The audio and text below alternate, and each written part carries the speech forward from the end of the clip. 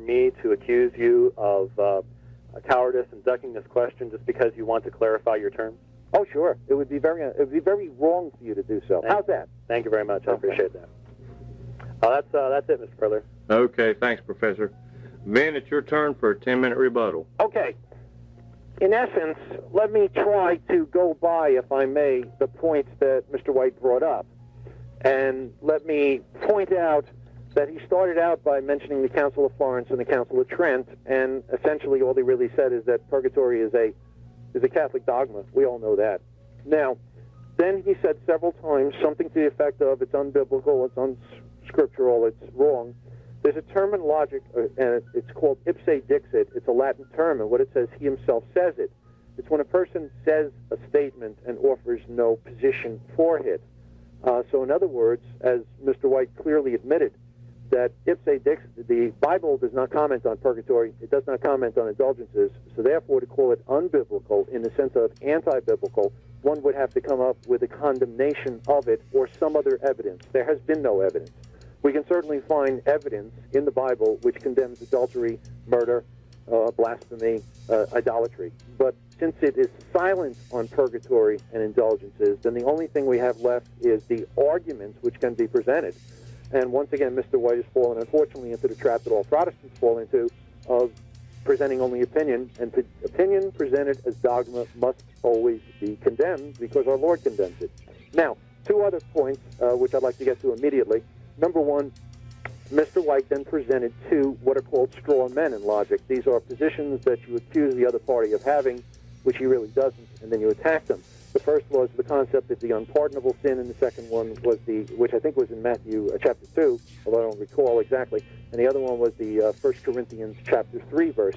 Now, he says that, in essence, these are arguments which are presented to justify the existence of purgatory and by conventional Catholic apologists.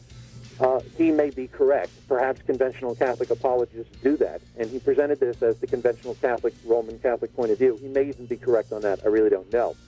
But the point is that these are not official positions. If they were, he would have quoted Council of Florence, Council of Trent, saying Matthew and 1 Corinthians hereby justify the position of purgatory and indulgences, as the Council of Trent talks about other verses, particularly in the Gospel of St. John and the Gospel of St. Matthew, as justifying, as proving certain Catholic dogmas.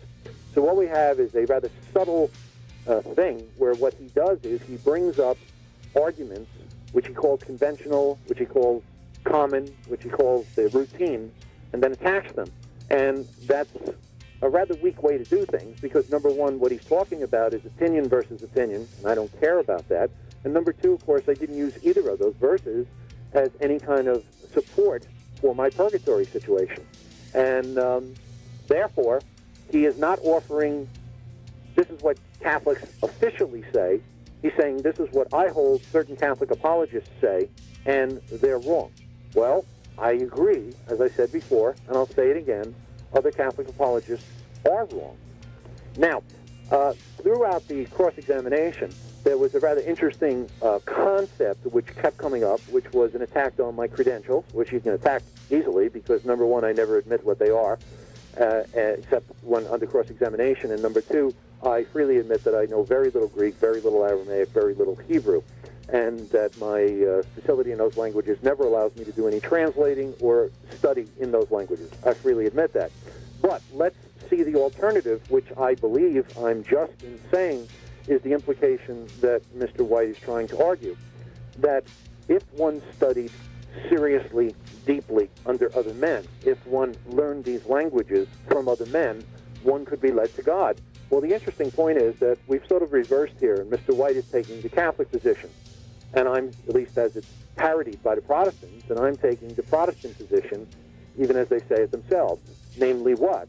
Mr. White's saying, let me study what one white man says, what another white man says, what another dead white man says, what another dead white man says, who wrote another book about another book about another book about another book about a footnote about a dictionary, who then used another reference and a gloss and a commentary. The point is, those are all humans. And if I want to get to God, I go to God, I don't go to humans. So what I'm doing is the classic Protestant approach. I'm letting the Spirit convict me use me, function within me directly. I make the claim, I don't back off of it. Once again, did I claim personal infallibility here? Of course I did. Based on what? Based on the frequent promises of our Lord in the Gospels that when you are called on to defend the faith, you will. And is he right that I didn't do much research for this? He's right. I wrote up 3 pages about 2 or 3 hours ago so I could, I hope, present a coherent opening argument. Beyond that, I didn't really do any research. Why? Because our Lord says, don't prepare for what you're going to say. Rely on me. So what I'm doing is taking the Bible seriously, and I'm offering it, my own self, as an example. So what we have, and Mr. White has made it rather clear, the scholarly approach, where you study men who can make mistakes, studying other men who can make mistakes, studying other men who can make mistakes, other men who can make mistakes, versus a man who says he's relying on God directly. And I state it again. I claim if you reject my views, you go to hell. He claims if you reject your view, his view, you don't go to hell. Well, if you take him seriously, you have to dismiss him. If you take me seriously, you have to either reject me with all your heart and show me where I'm wrong, which so far no one's able to do, or you have to accept what I say, because I'm speaking in a prophetic role.